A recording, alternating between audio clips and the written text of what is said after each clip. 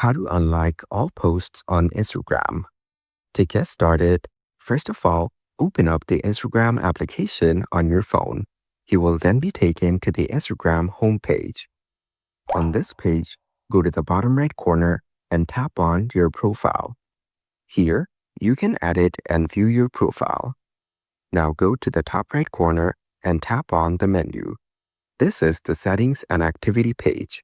Go to your activity. Here, you can view and manage your interactions, content, and account activity. Now go to Likes under the Interaction section. Here, you can view all the posts that you liked on Instagram. Now, go to the top right corner and tap on Select. Select all the liked posts. Then tap on Unlike below. Then tap on Unlike to confirm. You have now successfully unliked all your liked posts on Instagram.